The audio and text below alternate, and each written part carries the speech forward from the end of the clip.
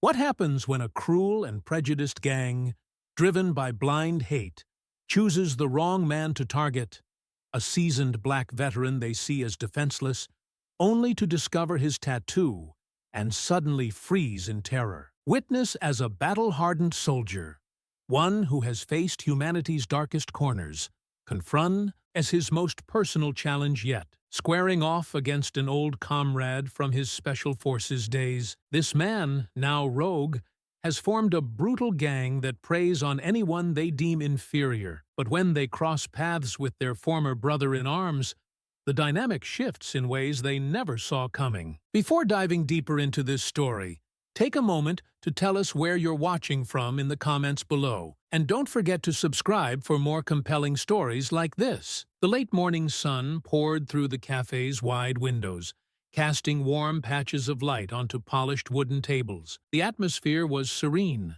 filled with the gentle murmur of casual conversations and the occasional clink of porcelain against wood. Seated in his usual corner booth, David Carter sipped his coffee, staring out at the quiet street beyond the glass. The steam spiraled upward in lazy swirls, blending with the golden rays of sunlight. At 68, David had settled into a routine that suited him perfectly. The cafe had become his refuge, a haven where he could simply sit, reflect, and bask in the rhythms of everyday life. Stretching his legs beneath the table, he felt the familiar stiffness in his knees, a lingering reminder of the years he had spent serving his country. Despite the creaks and aches of age, David's presence was commanding. His broad shoulders, upright posture, and calm demeanor radiated respect and quiet authority. "Refill, Mr. Carter?" The warm, cheerful voice of Grace, the young barista, interrupted his thoughts. David looked up and smiled. "Why not? Keeps me young." Grace chuckled as she topped off his mug, her auburn curls bouncing with each motion. "Not many could keep up with you, young or old," she said, with a playful grin before lowering her voice. "Have you noticed those guys outside?" David followed her gaze out the window. 4 men loitered near the cafe's entrance, their loud laughter breaking the quiet of the street. Leaning against the brick wall, they exuded an air of arrogance and menace. "They've been hanging around more lately," Grace continued, her voice tinged with unease. "I've heard things about them." David's eyes stayed fixed on the men, calm but sharp.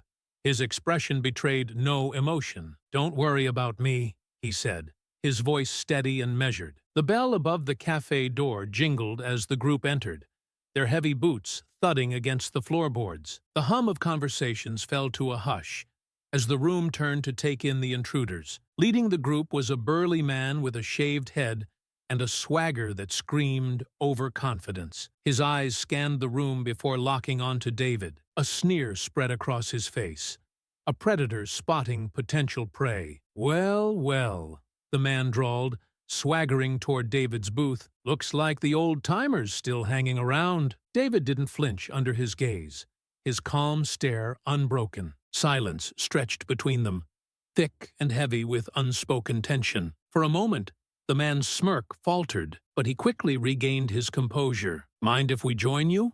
he asked, though it was clear the question wasn't genuine. "That depends," David replied, his voice calm and deliberate. "Can you handle sitting quietly?" The man grinned as he slid into the booth opposite David, uninvited. His crew lingered by the counter, their mocking eyes scanning the room as the remaining patrons shifted uncomfortably in their seats. "You don't get it, old man," the leader began, leaning forward with an aggressive edge. "There's places for people like you, and this ain't one of them." David's gaze remained steady, his expression calm. "Didn't realize there were rules about where I can drink coffee." A wiry man with a patchy beard standing nearby barked out a harsh laugh. "Oh, there's rules.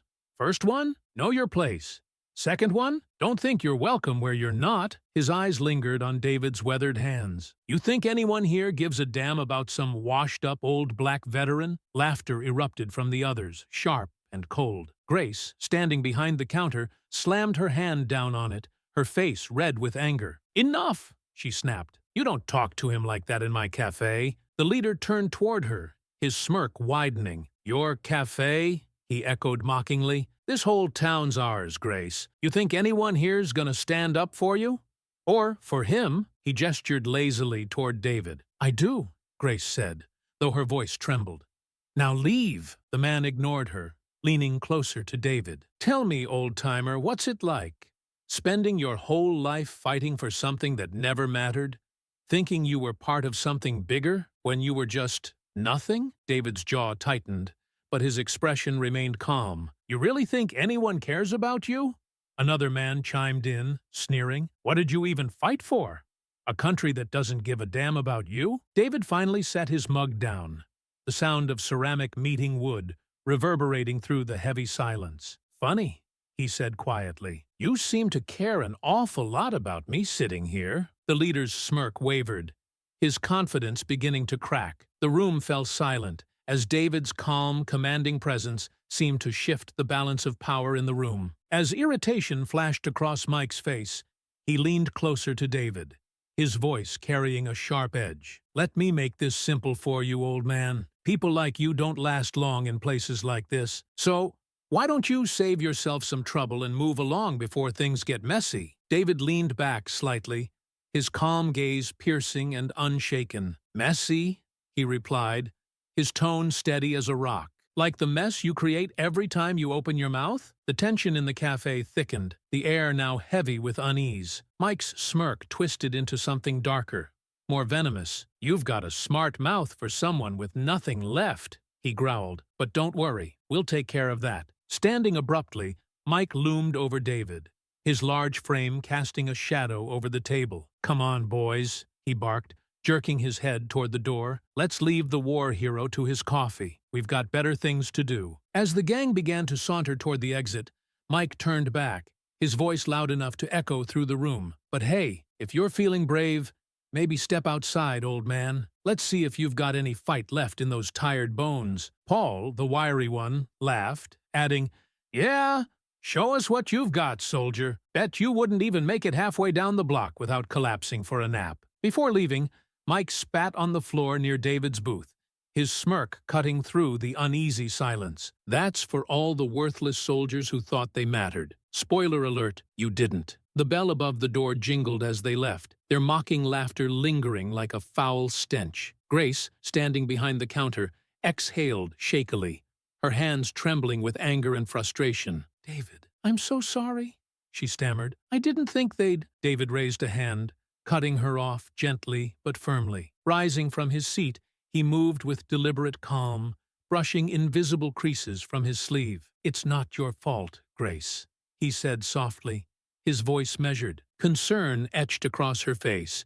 Grace stepped closer. David, what are you doing? He didn't answer directly, his hand grazing the edge of his forearm as if preparing himself. I'll be right back, he said, his tone calm yet weighted with an unspoken resolve. The midday sun bore down on the pavement as David stepped out of the cafe. Across the street, the gang loitered in the shade of an alleyway, their laughter harsh and grating. David adjusted his jacket and began walking toward them, his strides steady and purposeful, his expression unreadable. Mike spotted him first, letting out a mocking laugh. Well, well, looks like Grandpa decided to grow a spine. What's the matter? Couldn't handle us getting the last word? David stopped a few feet away, his piercing gaze locking onto Mike. You left before finishing your story, he said evenly. I thought I'd come out here to get the full version. Paul snorted derisively. Story? We already told you everything you need to know. Guys like you don't belong here. That's all there is to it. Mike stepped closer, his grin stretching wider. But since you're so curious, I'll spell it out for you. We're cleaning up this town, getting rid of the trash that's been dragging it down for years. And that means your kind. David's voice, low and calm, cut through the air like a blade. And what kind is that? Paul sneered, leaning lazily against the brick wall. Don't play dumb. You know exactly what we mean. Black, old, useless. Take your pick. You're the problem. Mike chuckled, shaking his head. You strut around like you're somebody, like you've earned respect. But you're just another washed-up vet clinging to your past. Newsflash, old man. Nobody cares what you did. Not here, not anywhere. David's jaw tightened ever so slightly, but he let their words hang unchallenged in the stifling air. Paul pushed off the wall, his tone turning even more aggressive. You think anyone's going to stand up for you? Nobody wants you here. And if you're too dumb to figure that out, maybe we need to show you. Mike smirked, stepping closer. Yeah, maybe you need a reminder about who runs this town. David's voice cut through their posturing like a whip. You think running your mouth makes you strong? All I see is a group of cowards hiding behind hate. The remark hit like a hammer. Mike's grin evaporated, replaced by a scowl that darkened his features. Cowards? He spat. You don't know a damn thing about us. David remained unyielding. Then explain it to me. Mike closed the gap between them, his voice dropping to a venomous whisper. We're building something real. Strength, loyalty, brotherhood. Everything this country used to stand for before it got overrun by people like you. Paul laughed, the sound sharp and grating. Yeah. We don't need your kind messing things up again. You're done, old man. For the first time, David's calm exterior cracked, his voice dropping to a low growl. You think strength is tearing others down? That loyalty is built on hate? You don't have the slightest idea what real strength looks like. Paul lunged first, his fists flying in an uncoordinated attack. David sidestepped smoothly, gripping Paul's wrist and twisting it until the man cried out in pain. With a firm shove, David sent him staggering against the alley wall. Mike charged next, his fist aimed squarely at David's jaw. David ducked, countering with a precise strike to Mike's ribs, forcing him to stumble backward. A third gang member hesitated before rushing in with a clumsy kick. David deflected the blow, twisting the attacker's leg and forcing him to the ground. The fight was swift, brutal, and efficient. David moved like a man whose decades of training had honed him to perfection. His reflexes, undiminished by age, left the gang scrambling and humiliated. Then it happened. In the chaos, Mike managed to grab David's arm and slam him against the wall. Big talk for someone who's about to... His words stopped mid-sentence, his eyes widening as they fell on David's exposed forearm. His sleeve had ridden up during the fight, revealing a tattoo. Mike's face drained of color. His voice, which had been brimming with venom moments ago, now trembled. What? What is that? Paul froze mid-motion, his expression shifting from anger to sheer disbelief. No way, he whispered, his voice barely audible. The third man, clutching his side, stumbled to his feet, his face drained of color. It's the same, he muttered, his voice quaking with disbelief. It's the same as his. He stumbled backward, his terror palpable. David, adjusting his sleeve with deliberate calm, fixed his sharp gaze on the gang. You know this tattoo? His tone carried the weight of command, slicing through the tension. Mike's brashness had dissolved entirely, replaced by a mix of dread and recognition that David found telling. He backed away, his confidence unraveling. We've seen it before, he murmured, his voice trembling. Paul, panic etched across his face, grabbed Mike's arm. We gotta go, man. Now. David's voice, steady and unyielding, froze them in place. You're not going anywhere. Not until you tell me what you know. Mike hesitated, his bravado completely gone before blurting out, It's Jack's. He has the same one. David's eyes widened slightly, the name striking like a thunderclap. Jack? Paul nodded frantically, fear bleeding through his words. Yeah, Jack Evans. He's the one who... Shut up, Mike snapped. But the damage was done. David's expression hardened, the pieces of a dark puzzle locking into place. His voice dropped, cold as steel. I'm going to find Jack, and when I do, you'll wish you'd stayed out of my way. The gang exchanged terrified glances, their earlier bravado shattered like glass. Without another word, they turned and bolted, disappearing into the shadows of the alley, their footsteps fading into the distance. David stood there for a moment, adjusting his sleeve with precise movements. His mind raced, the name Jack Evans stirring memories he'd hoped to leave buried. A former comrade turned adversary, Jack was now at the heart of something far darker than David could have anticipated. As he turned back toward the cafe, his resolve solidified like stone. This was far from over. The cafe was unusually quiet as David re-entered, the soft chime of the doorbell almost startling in the silence. Grace stood behind the counter, her face a mix of worry and relief. The few patrons remaining avoided David's gaze, their unease palpable as they buried themselves in their cups and conversations. David returned to his corner booth and sat down heavily, the weight of the confrontation settling over him. His mind churned with questions and the shadow of memories long suppressed. Grace hesitated before approaching, a fresh pot of coffee in her hands. She set it down on the table, then slid into the seat across from him, her expression tense. "What happened out there?"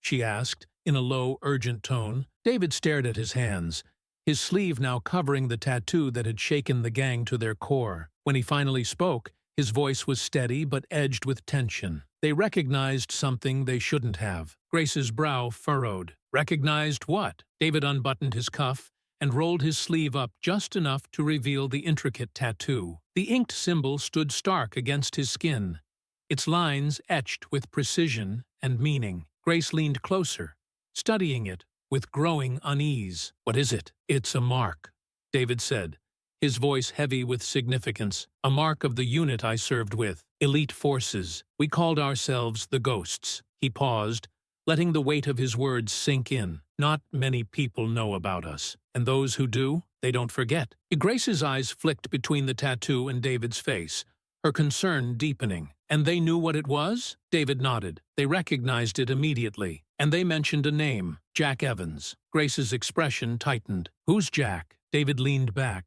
crossing his arms as his eyes narrowed in thought. "He was part of my unit. We served together, but we never saw eye to eye. Jack always had ideas, twisted ideas about loyalty, strength, and what it meant to be part of something bigger." Grace's voice dropped to a whisper. "Do you think he's connected to them? To that gang?" David's jaw clenched. "It's not a coincidence. Jack's the type who'd twist everything we stood for into something ugly. If he's leading them, it means he's taken the values we bled for and turned them into a weapon for hate." Grace clasped her hands together, her fingers trembling slightly. "What do you think they're planning? Why are they here?" David shook his head, his expression grim. "I don't know yet. But it's bigger than a few punks harassing people in a cafe. They talked about cleaning up the town and taking it back." His voice grew colder. "It's hate, plain and simple, and Jack's behind it." Grace glanced nervously at the remaining patrons, lowering her voice further. "You're not thinking of getting involved, are you? David, these people are dangerous." David met her gaze, his expression unyielding. "I've faced dangerous people before. I'm not about to let them poison this town with their hate, especially not if Jack's involved." Grace leaned forward, her voice urgent. "You're not in the field anymore, David. You're one man. What if they come after you? Or after the cafe?" David's lips pressed into a firm line. "If they come after me, they'll regret it. And if they think they can bully this town into submission, they're in for a surprise." He paused, his tone softening slightly. "I need to know more about them, where they operate, what they're planning. Can you think of anyone who might have seen or heard something?" Grace thought for a moment before nodding. "There's a guy who works nights at the gas station on Main. He's always talking about the trouble they cause. Says he sees them hanging around a warehouse by the old train tracks. Maybe he knows something." David nodded. "That's a start. If they've got a base of operations, that's where I'll begin." Grace reached out, briefly placing a hand on his arm. "Just be careful, David. I've seen how they look at people who stand up to them. They don't just want to hurt you. They want to make an example out of you." David's expression softened, just slightly. "I've been an example before, Grace. This won't be the first time." He rolled his sleeve back down and buttoned it carefully. "But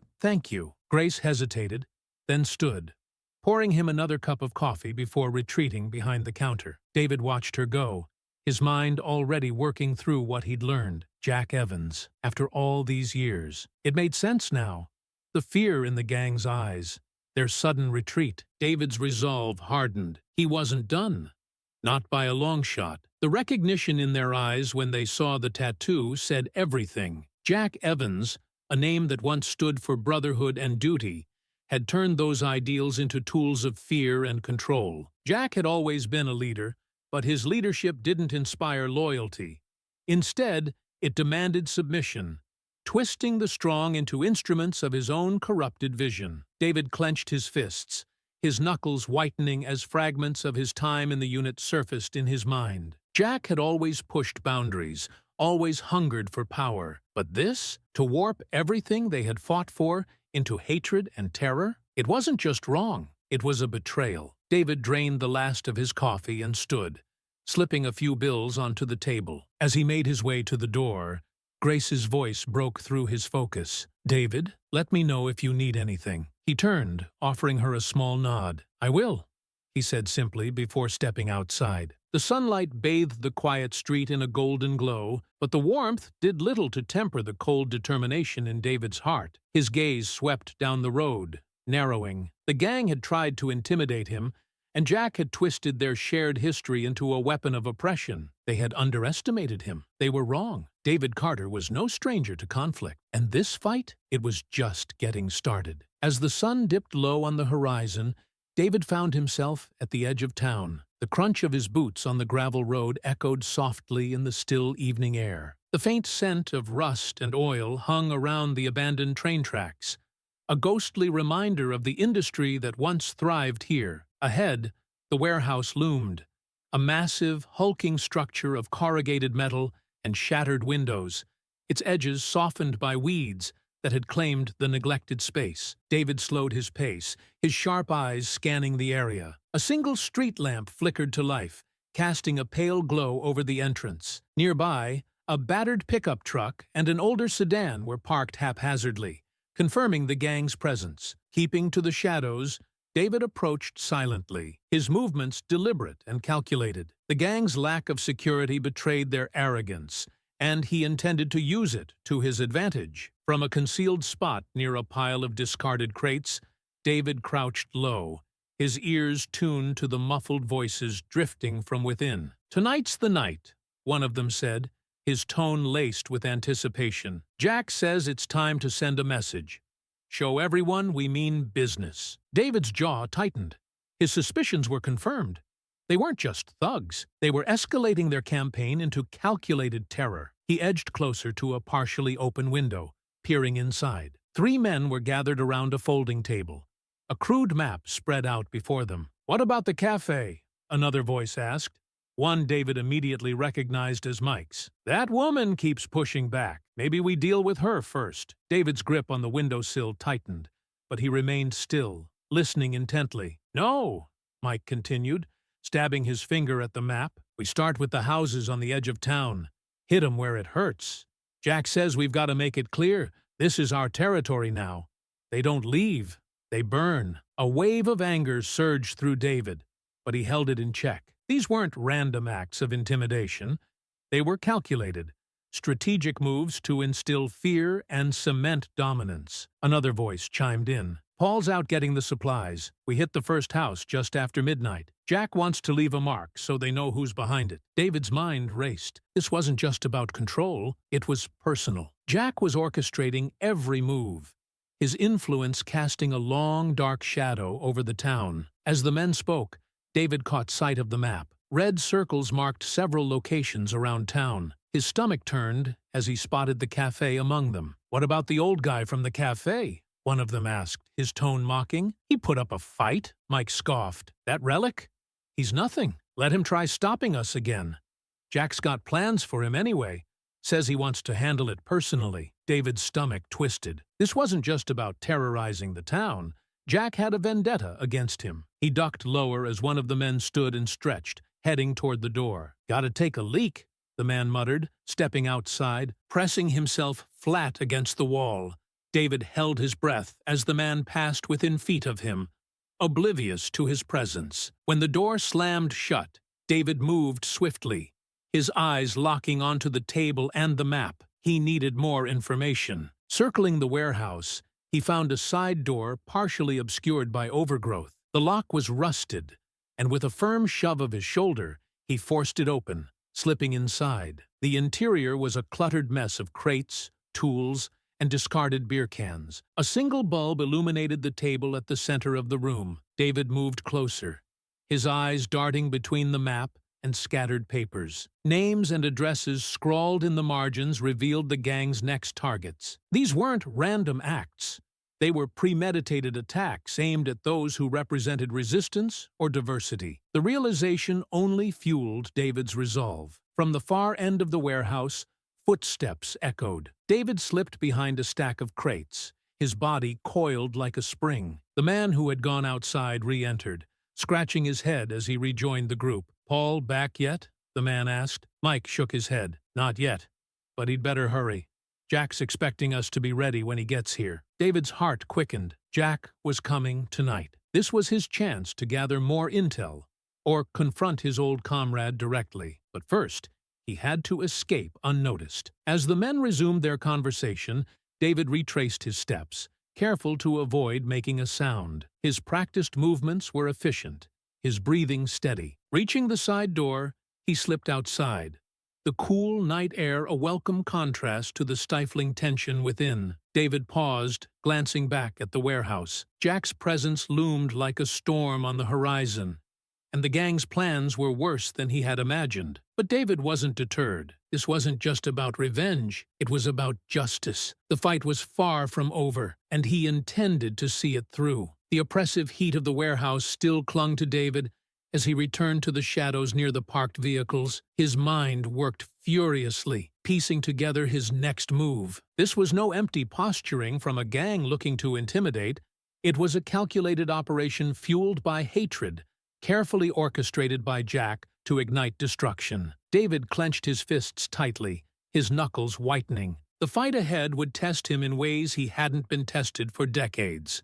But Jack's underestimation of him would be his gravest mistake. As the evening sun dipped further below the horizon, David's silhouette blended with the encroaching darkness. The faint scent of rust and oil wafted from the forgotten train tracks as he approached the town. His boots crunched softly on the gravel, each step measured, his resolve hardening with every pace. The outline of the warehouse lingered behind him, a looming specter of what was to come. The streets were eerily quiet as David passed through the outskirts of town, his thoughts racing. The map, the plans, the red circles marking homes and businesses, all etched into his memory. Every detail pointed to a coordinated attack, not just an escalation of violence, but a systematic attempt to uproot and erase those who didn't fit Jack's twisted ideology. He reached the police station, the faint hum of fluorescent lights greeting him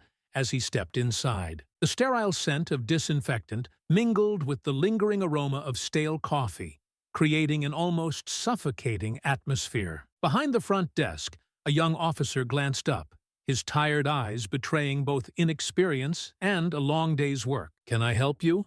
the officer asked, his voice flat but polite. David stepped closer, his presence commanding. "I need to speak to whoever's in charge," he said, his tone steady but urgent. "It's about a threat to this town, a serious one." The officer's brows furrowed, skepticism flickering across his face. "What kind of threat?" David leaned forward, his voice dropping slightly, but growing firmer. "There's a gang operating out of the old warehouse near the tracks. They've got plans for tonight: arson, intimidation, targeting homes and businesses.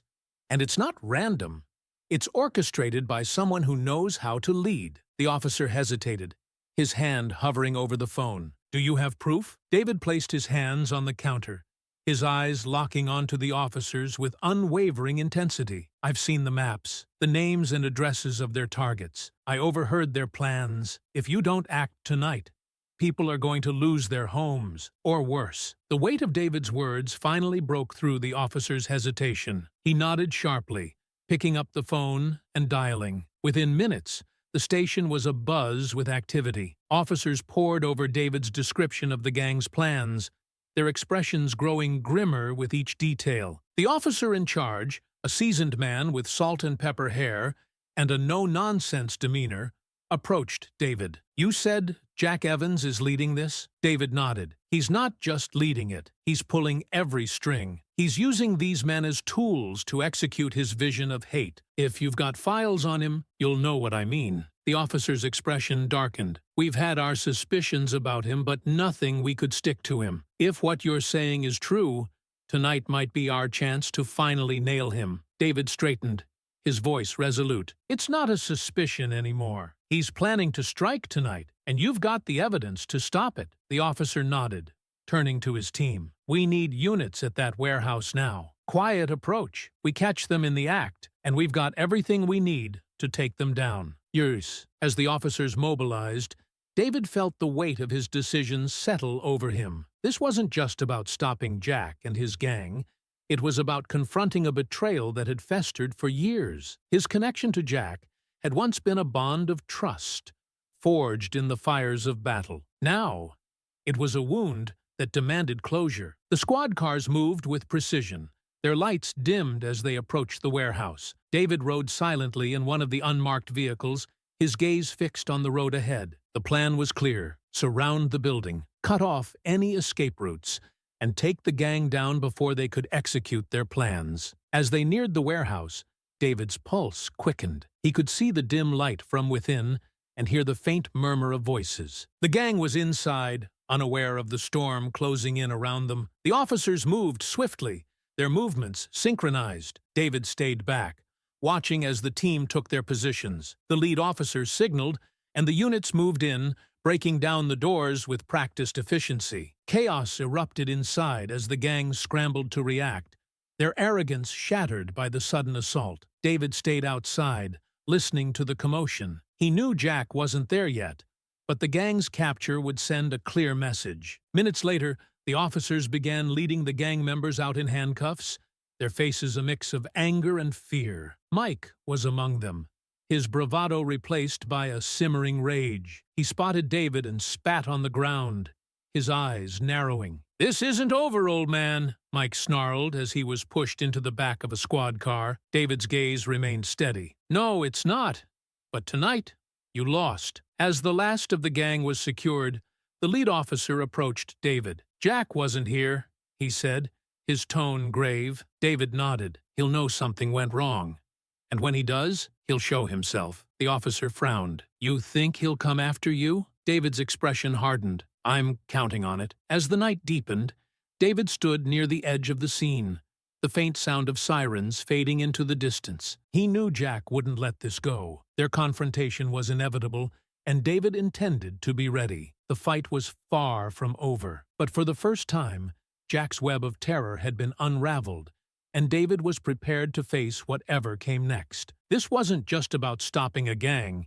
It was about ensuring that the betrayal of their shared past would never corrupt anyone else again. David's pulse quickened as he pressed himself against the rough brick wall of the alley, his sharp eyes fixed on the gang members near the cafe entrance. The faint glow from the cafe's sign flickered ominously, casting erratic shadows across the sidewalk. The scene before him was as clear as it was infuriating. This wasn't idle talk. They were moving forward with their threats, the slosh of gasoline, the sinister flick of a lighter, and their venomous laughter painted a chilling picture of their intentions. "Hurry it up," the man crouched by the steps hissed, glancing over his shoulder nervously. His lighter flared, its small flame briefly illuminating his sharp features. "Mike said we don't have all night." "Relax," muttered the man with the gasoline canister, his movements deliberate and unhurried as he poured the flammable liquid over the wooden doorframe. "This dump will go up in seconds.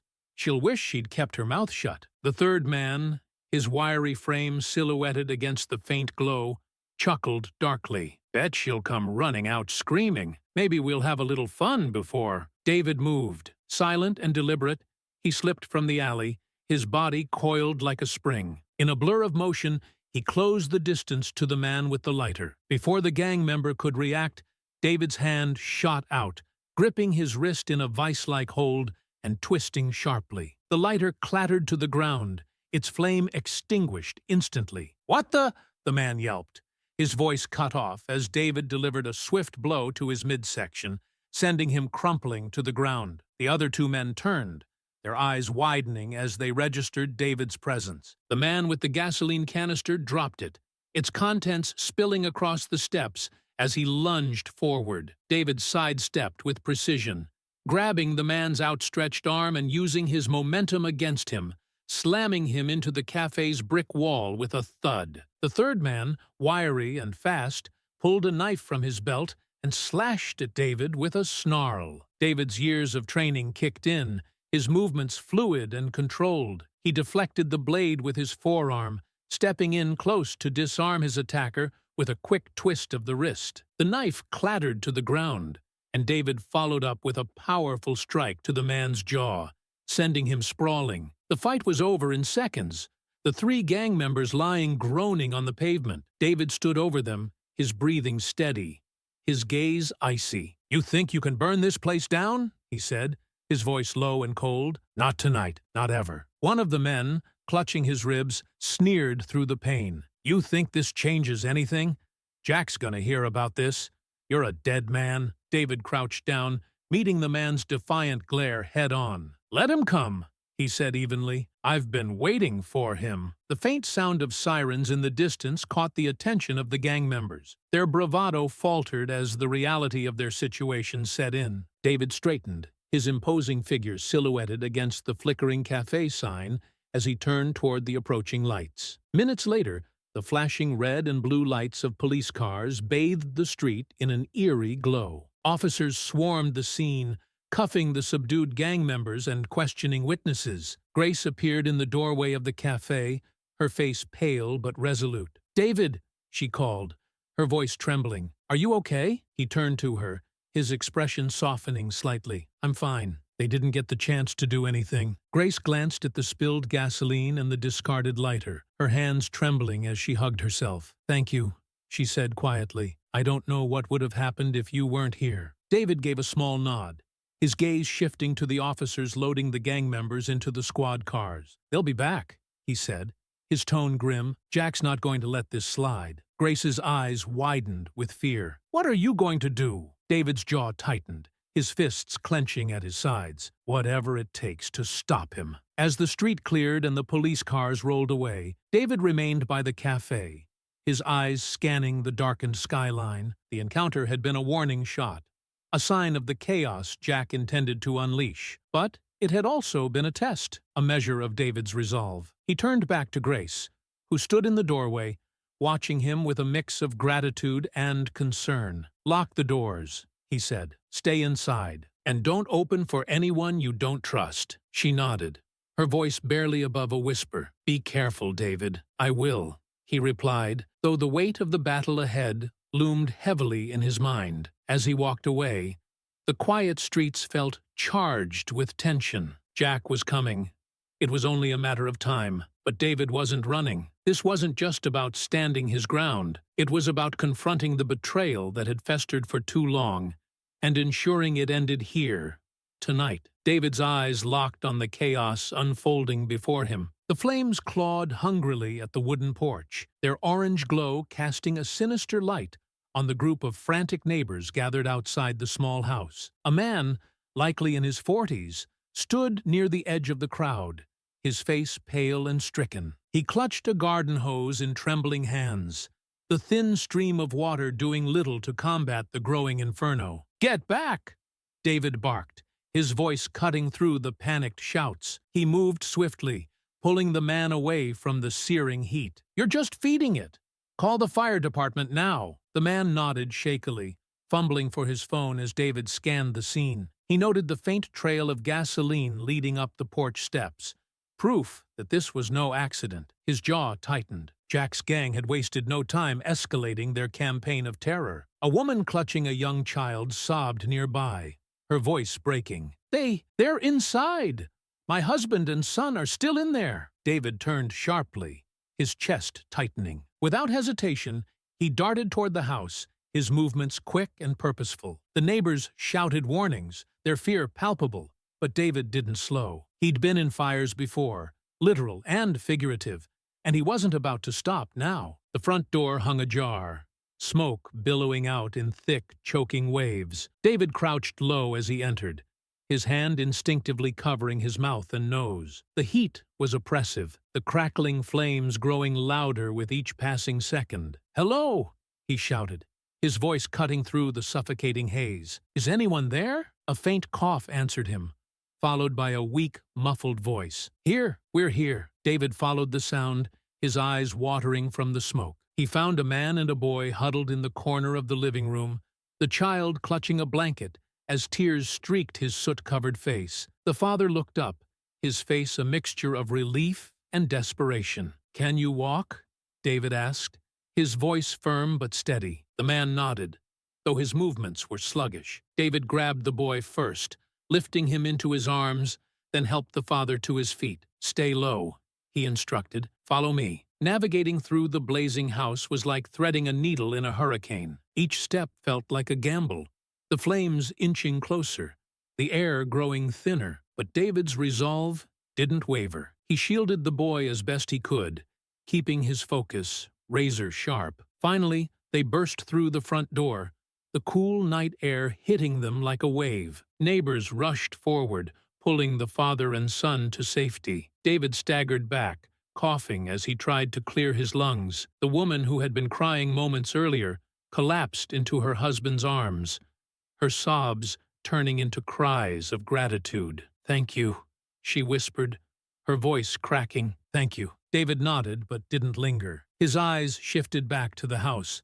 the fire now consuming it entirely. His jaw clenched as he turned to the crowd. "Did anyone see who did this?" A young man stepped forward hesitantly, his face pale. There were 3 of them. They ran off just before the fire started. One of them was carrying a gas can. David's stomach twisted. The gang wasn't just trying to intimidate anymore, they were out for blood. And with the police slow to act, they felt emboldened. "Where did they go?" David demanded. The young man pointed toward the darkened streets leading to the warehouse district. "That way?" David didn't wait for more. He sprinted toward the direction the gang had fled, his breath sharp and steady despite the lingering smoke in his lungs. His mind raced as his feet pounded against the pavement. This wasn't just a fight to stop a gang. It was a battle to protect everything these people stood for. The faint glow of the warehouse came into view, its looming structure a reminder of the danger that awaited. David slowed as he approached, slipping into the shadows. He could hear voices inside, their tone heated and agitated. "Jack's gonna kill us if we don't get this right," one of the men snarled. "We don't have time to worry about him." Another shot back. "We need to hit the next house before anyone catches on." David's fists clenched. He'd already seen enough to know this wouldn't end with words. These men wouldn't stop until someone made them, and David was ready to be that someone. The warehouse door creaked as David pushed it open just enough to see inside. The gang was gathered around a table, the same map he'd seen earlier spread out in front of them. Red circles marked more targets, more homes, more businesses. Jack wasn't just leading a gang. He was orchestrating a campaign of fear designed to dismantle the very fabric of the town. David stepped inside, his movements silent and deliberate. He reached for a nearby metal pipe, its weight reassuring in his hand. He wasn't looking for a fight, but if it came, he'd be ready. "Stop!"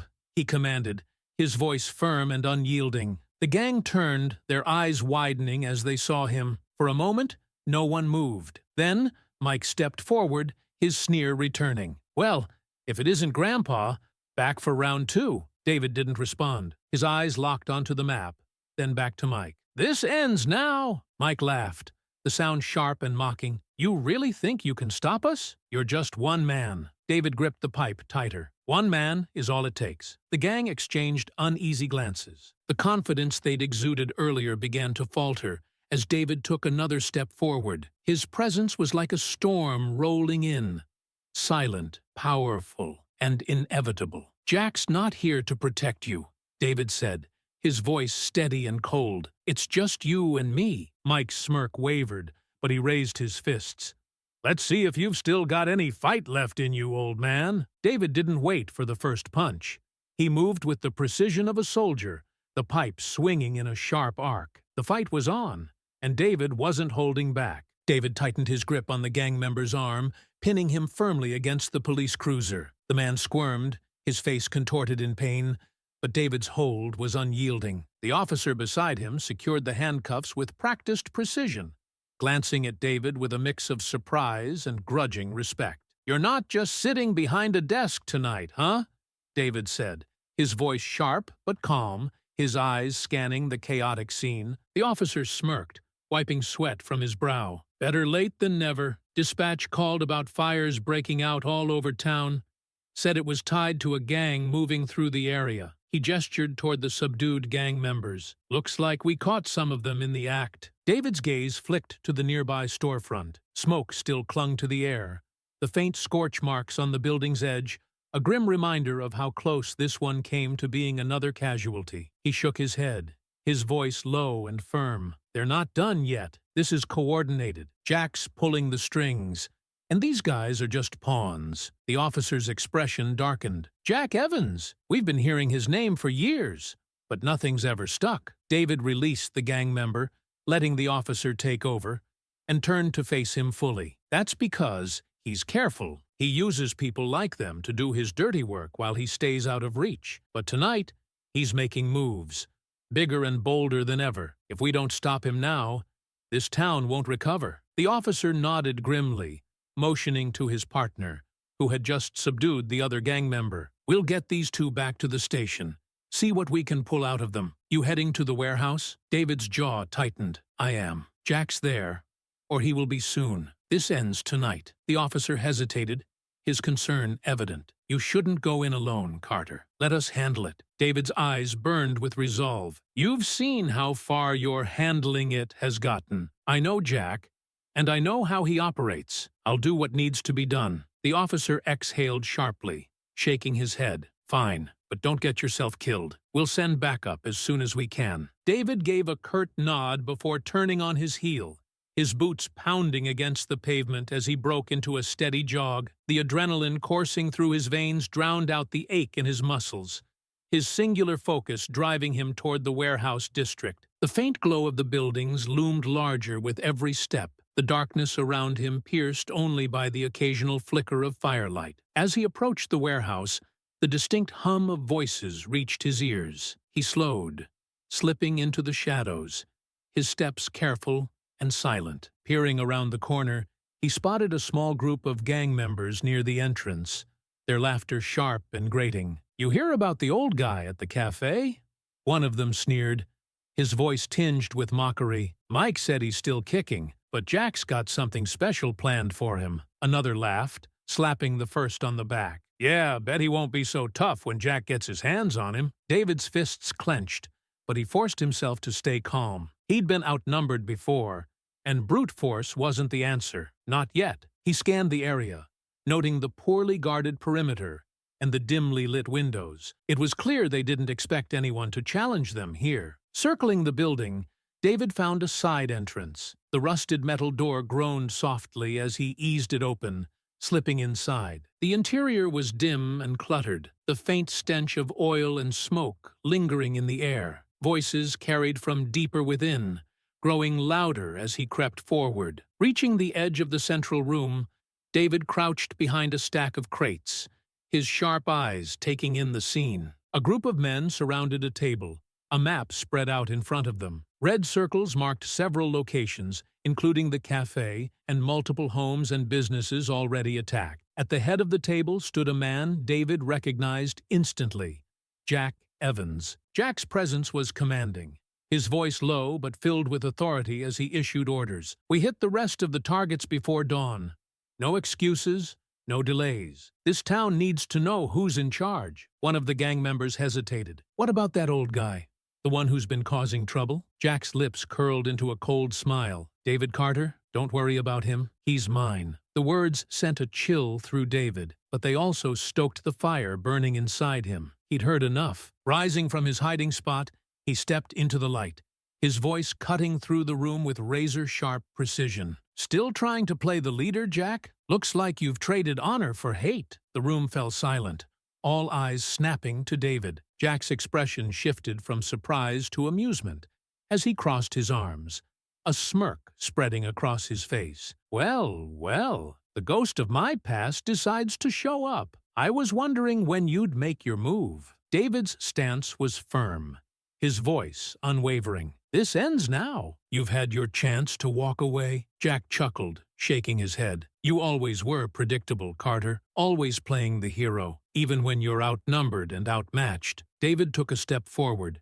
his gaze locked on Jack. Outnumbered doesn't mean outmatched. You've forgotten who I am. Jack's smirk faltered for a fraction of a second before he recovered, gesturing to the gang members. "Get him." The men hesitated, uncertainty flickering across their faces as they glanced between Jack and David. The tension was palpable, the air thick with anticipation. David's voice was cold, his words cutting through the room. "You think they'll follow you when they see how weak you really are?" Jack's eyes narrowed, his amusement fading. "You talk a big game, Carter. Let's see if you can back it up." As Jack stepped forward, the gang members began to circle, their confidence bolstered by their leader's presence. David's muscles tensed, his body coiled and ready. The storm was about to break, and David was prepared to face it head-on. This wasn't just a fight for the town, it was a reckoning years in the making. The chaos erupted instantly, the warehouse bursting into action as Jack's gang scattered like rats under a floodlight. The tension that had hung in the air snapped, replaced by shouts, the clatter of crates, and the unmistakable sound of weapons being drawn. David braced himself as two gang members charged at him, their intent clear in their snarling expressions. The first swung a metal pipe, aiming for David's ribs. With fluid precision, David sidestepped, grabbing the pipe mid-swing and yanking it free from the attacker's grip. A quick twist sent the man staggering backward. Before he could recover, David followed up with a sharp jab to his gut, doubling him over. The second man lunged with a crowbar, its jagged edge glinting in the dim light. David ducked low, the weapon slicing through empty air. With a swift motion, he drove his shoulder into the man's midsection, sending him sprawling to the floor. The crowbar clattered away, its harsh clang drowned out by the commotion. "Get down! Hands where we can see them!"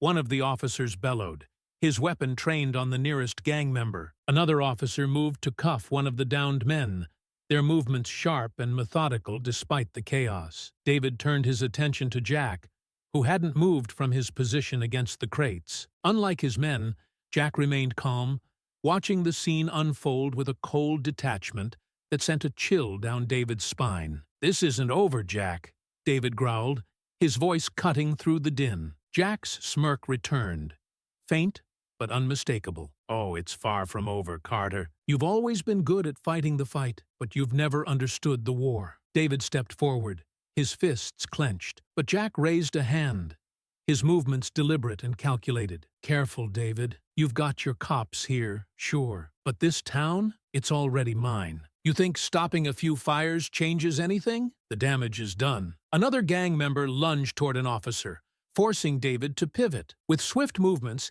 he intercepted the man, delivering a disabling blow that sent him crashing into a pile of crates. The officer gave David a quick nod of thanks before returning to secure another suspect. The remaining gang members began to retreat, some slipping through the broken windows and others fleeing toward the back exit. The officers pursued, but David's focus remained on Jack. The gang leader hadn't moved, his posture relaxed, his smirk unwavering. "Call them off," David demanded, his voice low and commanding. "Now." Jack chuckled darkly, shaking his head. "You're still the same, David, always thinking you can save everyone. But this town doesn't need saving. It needs cleansing." David's jaw tightened, his patience wearing thin. "This isn't cleansing.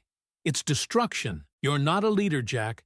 You're a coward." Jack's smirk faltered for the briefest moment, a flicker of anger crossing his face. "Big words for a relic stuck in the past. You're nothing but a shadow of what we used to be." David stepped closer, his voice sharp. "What we used to be was better than this. We stood for something, and you've turned it into hate." "Hate?" Jack's hand hovered near his belt, and David's instincts screamed a warning. Before Jack could draw the concealed knife, David surged forward, grabbing Jack's wrist and slamming it against the edge of the crate. The blade clattered to the ground, and Jack hissed in pain, his smirk replaced by a grimace. "You're done," David growled, twisting Jack's arm behind his back and shoving him against the stack of crates. "This ends now." An officer rushed over, quickly cuffing Jack while David stepped back, his chest heaving. The warehouse fell into a tense silence, broken only by the heavy breathing of officers and the groans of subdued gang members. As Jack was led away, he glanced back at David, his eyes burning with defiance. "You think this is over? It's not. You can't stop what's already started." David didn't flinch, his gaze steady. We'll rebuild what you've tried to destroy, and you'll fade into nothing. The first rays of dawn broke over the horizon as the last of the gang members were loaded into police vehicles. The fires had been contained, the damage assessed, and the immediate threat neutralized. But for David, the fight wasn't just about the physical scars left on the town. It was about the trust and unity that Jack had tried to fracture. Grace approached him near the edge of the scene, her face weary but grateful. "You stopped them," she said softly. "You saved us." David shook his head. "Not just me. Everyone who stood up, who refused to let them win. They're the heroes." Grace nodded, her eyes glistening with emotion. "What now?" David looked toward the rising sun, his voice steady. "Now, we rebuild together." As the town stirred awake, the faint hum of recovery began, and for the first time in a long time, David felt a glimmer of hope. Jack had been wrong. This town wasn't his. It belonged to the people who refused to let hate define it, and David would make sure it stayed that way. David stood at the warehouse's open door, the faint morning light casting long shadows across the broken landscape of the town. The cool air hit his face, but it did little to soothe the fire burning inside him. The night's destruction loomed large in his mind: charred buildings, shattered windows, and lives turned upside down by the actions of Jack and his gang. His fists clenched as he replayed the chaos in his mind. Jack hadn't just escaped. He'd used the fight as a distraction, leaving his men behind like pawns in a game he had no intention of losing. David's chest tightened with guilt. If I'd acted faster, if I'd pushed harder, maybe some of this could have been stopped. But regret wouldn't change the past. Jack was still out there, and the damage wasn't done. Not yet. David turned back to the officer holding the map, his eyes locking onto the circled location. It was clear now. This wasn't just a fallback point. It was Jack's next move. "I'm going," David said, his tone brooking no argument. The officer hesitated, his jaw tightening. "You're walking into a trap, Carter. You know that, right?" David smirked grimly, his voice low and resolute. "It's not the first one." The officer exhaled sharply, clearly torn. "At least let us send backup." "You don't have the time," David countered, his tone cutting. "Every second we wait, Jack gets further ahead. If I'm not there to stop him, he'll disappear again. And next time, it'll be worse." The officer ran a hand through his hair, frustration evident. "You're a stubborn bastard, you know that?" David didn't respond. He turned back toward the street, memorizing the map's details one last time. The path was clear. The fight wasn't over. Not until Jack was stopped for good. The streets were eerily quiet as David moved through the town, his steps measured but deliberate. The faint smell of ash lingered in the air, a cruel reminder of the fires that had torn through the night. As he passed burned-out buildings and shattered storefronts, his resolve hardened. This was Jack's doing, but it was also on him. "I should have stopped him sooner," he thought bitterly. But there was no time to dwell on that now. The circled location wasn't far. A long-abandoned factory at the edge of town. Its skeletal frame loomed in the distance, its rusted silhouette a stark contrast against the pale morning sky. David approached cautiously, his sharp eyes scanning the area for any sign of movement. The faint sound of voices carried through the still air, confirming what he already knew. Jack was here. David pressed himself against the factory wall, peering through a broken window. Inside, a small group of men gathered around Jack, their faces drawn with exhaustion, but their eyes sharp with determination. Jack stood at the center, calm and composed despite the night's chaos. "We regroup here," Jack said, his voice steady and commanding. "The police think they've won, but this town isn't theirs anymore. It's ours." One of the men hesitated, glancing toward the factory's entrance. "What about Carter? He's still out there." Jack smirked, his tone laced with disdain. "Carter's done. He doesn't have what it takes to stop us. Let him come. I'll handle him myself." David's jaw tightened. Jack's arrogance was as infuriating as it was predictable. He took a deep breath, steadying his nerves. He wasn't here to trade words. He was here to end this. David moved silently through the factory, using the scattered debris and shadows to his advantage. He picked up a rusted metal pipe, its weight reassuring in his grip. The voices grew louder as he neared the center of the building, his focus razor-sharp. Stepping into the open, David's voice rang out like a gunshot. "You think you've won, Jack? Think again." The group froze, their heads snapping toward him. Jack turned slowly, his smirk fading into a look of faint surprise. "David," he said, his tone almost amused, "you never did know when to quit." David's stance was steady, his voice cold. "Call it off, now." Jack chuckled, shaking his head. "Still playing the hero, huh? You're alone, Carter. Outnumbered. You really think this ends with you?" "It ends with me," David replied, his grip tightening on the pipe. "Because you've forgotten one thing. I know you, Jack. I know how you think, and I'm not afraid of you." Jack's smirk faltered, but he recovered quickly, gesturing to his men. "Get him." The gang hesitated, their confidence wavering under David's unwavering gaze. Jack's voice grew sharper. "Now!" Two men lunged forward, their weapons raised. David moved with precision, sidestepping the first attacker and swinging the pipe into his midsection. The man crumpled to the ground, gasping for air. The second swung a wrench, but David blocked the blow with his forearm, countering with a sharp elbow to the man's jaw. Jack watched, his calm facade cracking as David dispatched his men one by one. "You think this changes anything?"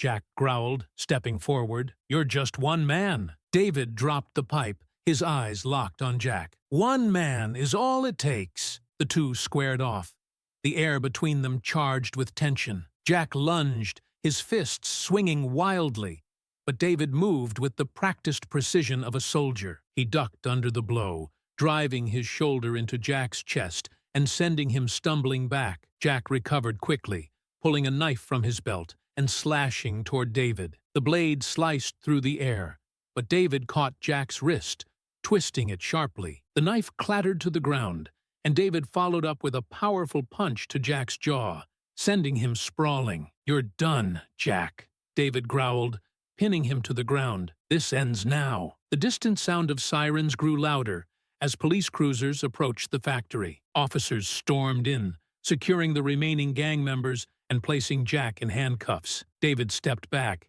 his chest heaving as the weight of the night finally began to lift. One of the officers approached, his expression a mix of respect and exhaustion. "You did it, Carter. It's over." David shook his head, his gaze fixed on Jack as he was led away. "It's not over until this town is whole again." The officer nodded solemnly. "Then let's get to work." As the morning sun rose higher, casting light over the battered town, David stood tall. The fight had been brutal, but the battle for the soul of the town wasn't done. He'd won this round, but there was still much to rebuild, and he was ready to see it through. The blade sliced through the air, narrowly missing David's face as he twisted to the side, his boots sliding slightly on the dusty floor of the cabin. Jack's movements were quick, honed by years of training, but David wasn't outmatched. He shifted his weight, countering with a sharp punch to Jack's ribs that sent him staggering backward. "You're predictable, Jack," David said,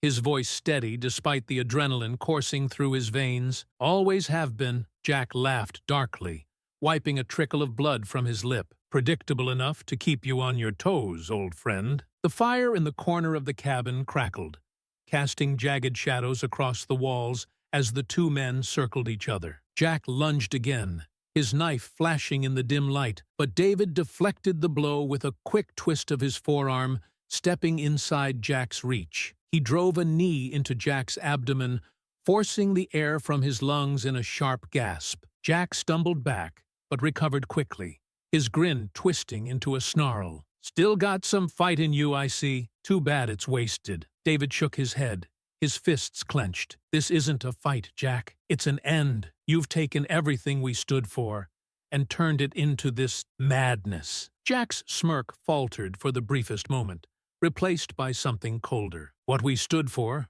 was a lie, David. You just never had the guts to see it." David advanced, his steps deliberate and measured. "No, you lost the guts to keep fighting for it. You traded honor for hate, loyalty for control.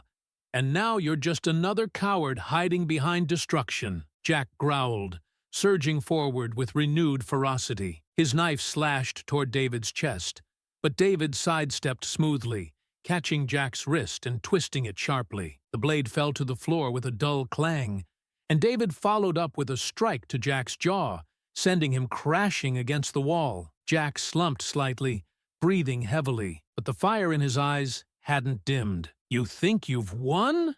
he rasped. "This town's already broken. Everything they've built, it's built on lies." David's voice was low and firm as he stepped closer, his imposing frame casting a shadow over Jack. "No, Jack. What you tried to build, it was the lie. And now, it's over." In one last desperate move, Jack swung at David with his bare fists, but David caught the blow, his grip like iron. He spun Jack around, pinning his arm behind his back and forcing him to his knees. The fight was over, and Jack knew it. "You don't have the right to decide what's over," Jack spat, his voice dripping with venom. David tightened his hold, leaning close enough for Jack to hear the weight in his words. "You made this personal, Jack, and you'll answer for every life you've tried to ruin." The sound of sirens broke the tense silence, flashing red and blue lights cutting through the pre-dawn gloom. The cabin door burst open as officers swarmed in,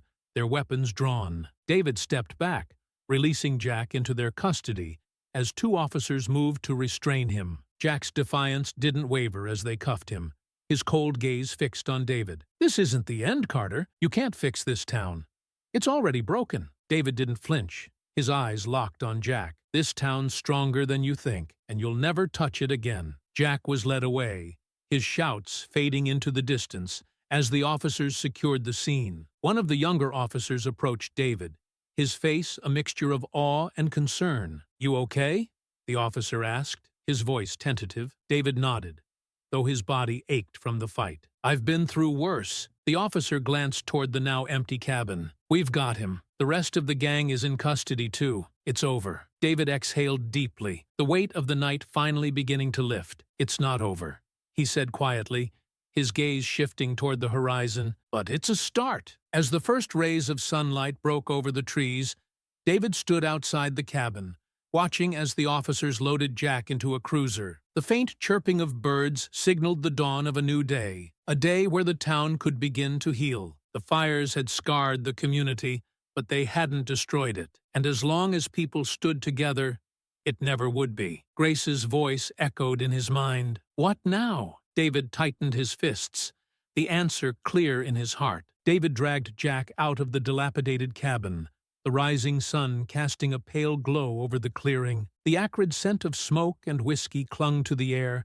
as Jack stumbled, his defiance flickering but not fully extinguished. The distant wail of sirens grew louder, a promise of justice closing in. "You think you've won?"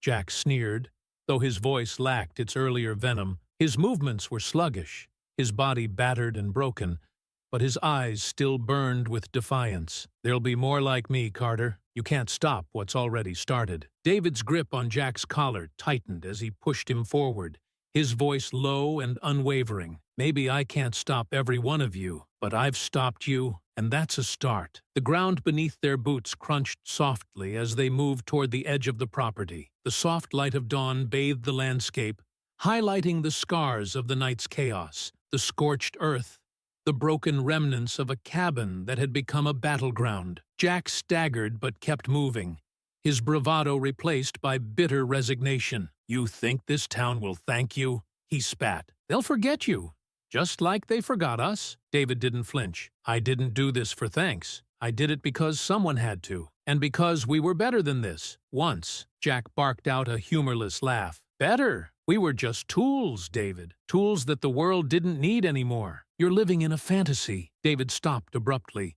spinning Jack around to face him. The exhaustion on David's face was evident, but so was his resolve. "You chose this, Jack. You let bitterness consume you. But me, I'll keep fighting for what's right, even when it's hard. Especially when it's hard." For the first time, Jack had no retort. He looked away, his jaw tight, as the approaching police vehicles came into view. The sirens screeched to a halt as the police cruisers arrived in the clearing, their flashing lights illuminating the grim scene. Officers poured out, weapons drawn, their faces a mix of relief and determination. David raised a hand, signaling them to hold their fire. "It's over," he called out, his voice steady but tired. "He's yours." Two officers approached, their movements swift and precise as they took Jack from David's grip. They secured his wrists with handcuffs, replacing the zip ties, and led him toward one of the vehicles. Jack glanced back at David,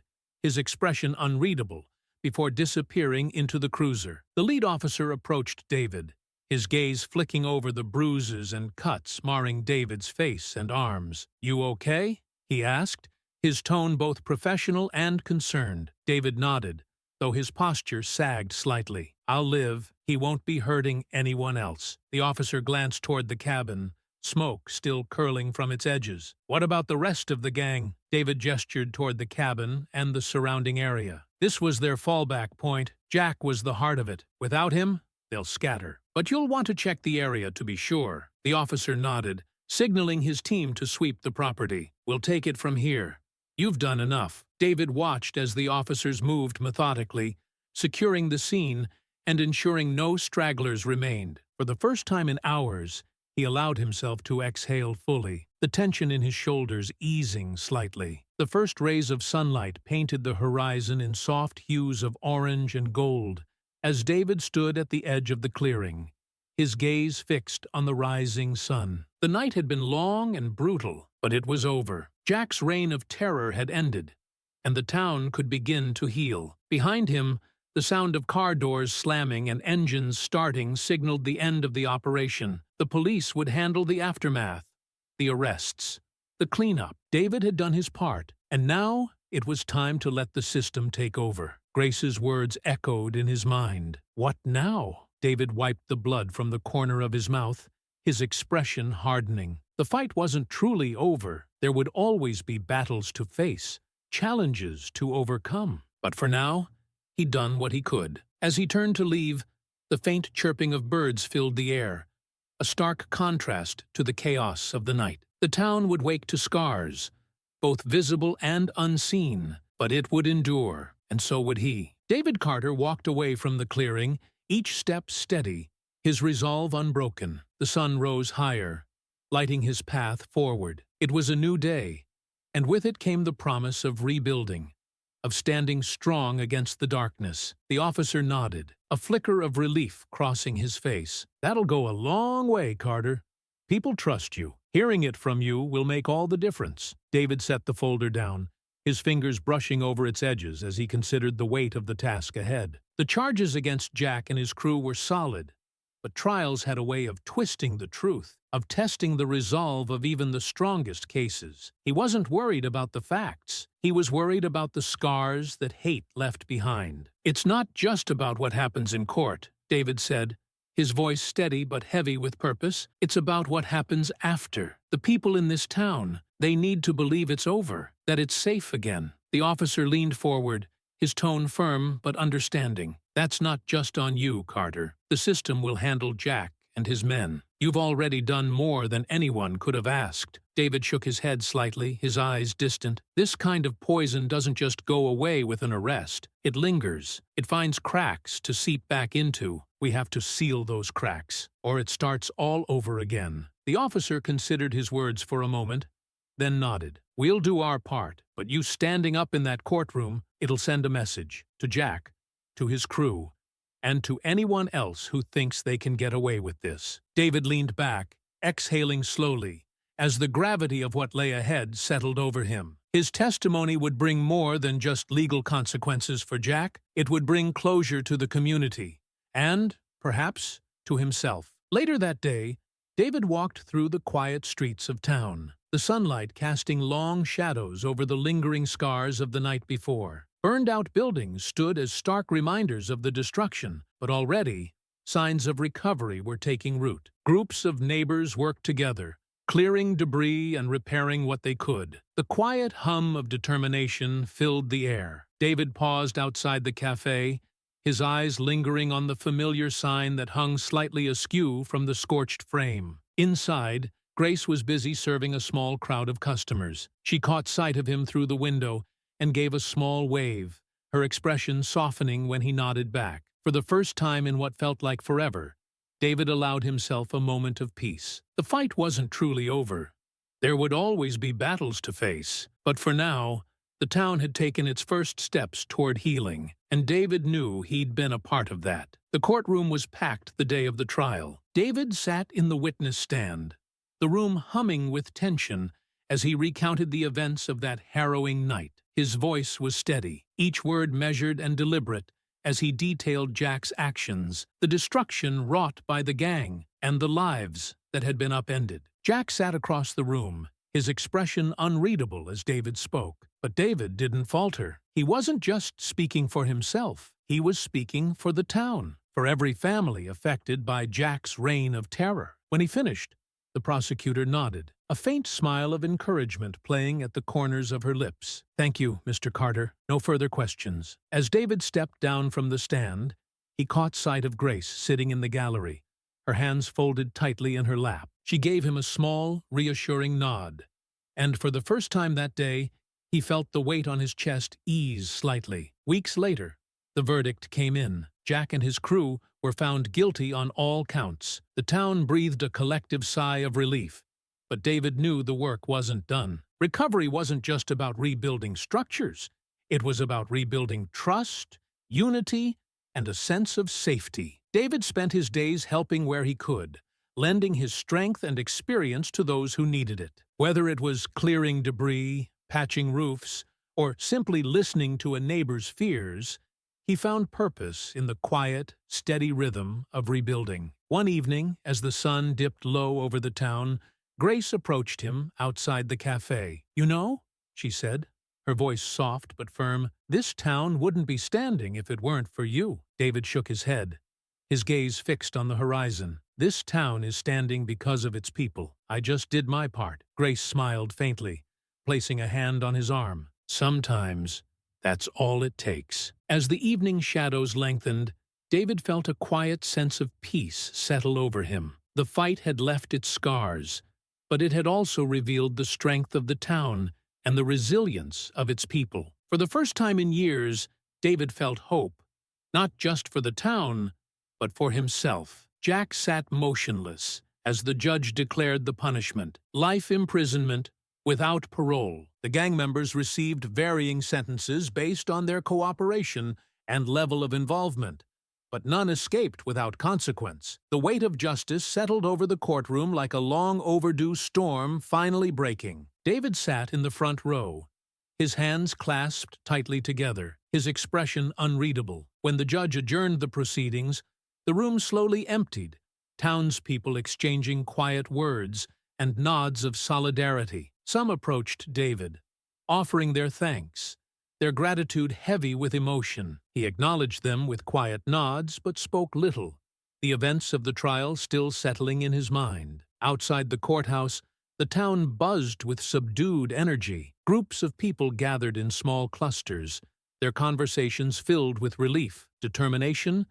and cautious hope. The trial's conclusion had brought closure, but it also marked the beginning of a new chapter, one that would require effort and resilience to rebuild what had been lost. Grace found David standing on the courthouse steps, his gaze fixed on the horizon. She approached quietly, her presence grounding. "It's done," she said softly, her voice carrying both relief and exhaustion. David nodded, his jaw tightening slightly. "It's done." Grace studied him for a moment, her eyes filled with quiet understanding. "But it doesn't feel like it, does it?" He glanced at her, his lips pressing into a faint, weary smile. "It's not just about stopping Jack. It's about what comes next, making sure his shadow doesn't linger." Grace placed a hand gently on his arm. "You've given this town a chance, David." "That's more than enough." David exhaled deeply, the weight in his chest easing slightly. "It's a start." In the weeks that followed,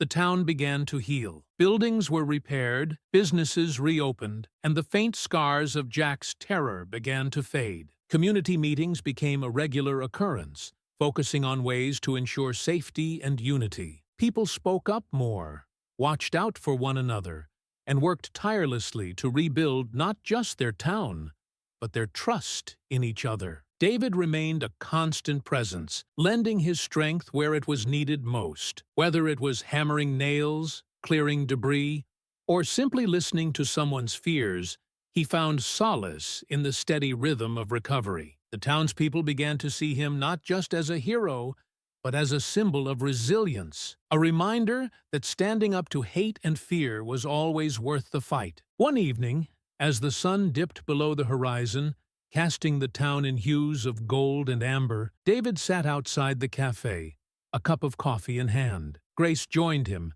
carrying her own cup and settling into the chair beside him. "You look less tired," she remarked, a faint smile playing at her lips. David chuckled softly, his gaze fixed on the bustling street. "That's because the weight's not all on me anymore. This town, it's stronger than I thought." Grace nodded, her expression thoughtful. "Stronger because of people like you." David shook his head, his voice quiet but firm. "Stronger because of all of us. We faced it together, and we came out the other side." Grace didn't respond immediately, but the warmth in her eyes spoke volumes. After a moment, she raised her cup to moving forward. David raised his own, the faintest of smiles tugging at his lips, to moving forward. The clink of their cups echoed softly in the evening air, a small but meaningful gesture in a town that had found its footing again. As the night settled in, David felt a rare sense of peace. The fight wasn't over, not truly. There would always be challenges, always more work to be done. But for now, the town was healing. David paused, his voice trailing off as he searched for the words. The night was quiet, the faint hum of distant conversations, and the rhythmic clinking of tools creating a backdrop that felt almost serene. He leaned forward, resting his elbows on his knees, the weight of years pressing on him. Grace glanced at him, her expression soft but curious. "Maybe what?" she prompted gently. He exhaled slowly, his breath visible in the cool evening air. "Maybe it's time I stopped looking for the next fight," he said finally. "I've spent so long chasing battles, trying to make up for the ones I didn't win. But now, maybe it's time to build something instead." Grace tilted her head, her smile faint but genuine. "It's about time you thought about yourself for a change." David chuckled softly, the sound carrying a mix of amusement and weariness. "I wouldn't even know where to start." "You've already started," Grace replied, gesturing toward the town. "Look at this place. It's not just the buildings you've helped rebuild, it's the people. You gave them something to believe in again. If that's not building, I don't know what is." David looked out over the quiet streets, the faint glow of porch lights, and the murmurs of families settling in for the night. The scars of Jack's rampage were still visible, but so were the signs of resilience. People were working together, leaning on each other in ways they hadn't before. He realized Grace was right. He had helped lay the foundation for something better, something stronger, maybe, he said, his voice thoughtful. "It's not about what I can build for myself, but what I can help others build." Grace nodded, her gaze steady. "That's who you are, David. It's always been who you are. You don't need to change that. You just need to stop carrying all of it alone." For the first time in weeks, David allowed himself to relax, leaning back against the bench and letting the tension drain from his shoulders. The fight with Jack was over. The trial had brought closure, and the town was finding its way forward. There would always be challenges, always more to do, but for now, the weight wasn't his alone to bear. As the stars filled the sky, David and Grace sat in companionable silence, the night wrapping around them like a quiet promise of peace. David glanced at Grace, her face lit softly by the glow of a nearby street lamp. "You're too wise for your own good. You know that?" he said with a faint smirk. Grace laughed softly, shaking her head. "Someone has to be, to balance out all the stubbornness in this town." David grinned, the tension in his chest easing further. For the first time in years, he felt a flicker of something he hadn't dared to hope for: contentment. The fight wasn't over. It never truly was. But tonight, it felt like they had won something important. And for now, that was enough. The gentle laughter of the children faded into the distance as David stood, his gaze lingering on the soft glow of the cafe's windows. The warmth of the moment, the quiet resilience of the town, and the faint hum of life continuing all seemed to merge into something profound. For years, he'd defined himself by the battles he fought, the enemies he faced, and the weight of what he couldn't prevent. But now, for the first time, He saw the possibilities beyond the fight. David took a slow, deliberate step forward, his boots crunching softly against the gravel path. His mind was no longer consumed by regrets or what-ifs, but filled instead with a cautious sense of purpose. The scars left behind, both in the town and in himself, were reminders of what had been, but they didn't have to dictate what came next. As he moved through the quiet streets, the sounds of rebuilding mingled with the faint hum of crickets. People waved to him from porches, their faces tired but hopeful. He returned their gestures with a nod, each one a quiet acknowledgement of shared strength. At the edge of the park, he stopped, turning his eyes to the horizon where the stars were beginning to give way to the soft glow of dawn. The world was still, as if holding its breath for whatever came next. David smiled faintly, his resolve solidifying with each passing moment. "It's not about what I've done," he murmured to himself, "but about what I can still do. Thank you for joining me for this journey." If this story moved you, inspired you, or made you reflect, consider sharing it with someone who might feel the same. Don't forget to subscribe for more stories that delve into the resilience of the human spirit, the challenges we face, and the hope that keeps us moving forward. Until next time, stay strong and take care.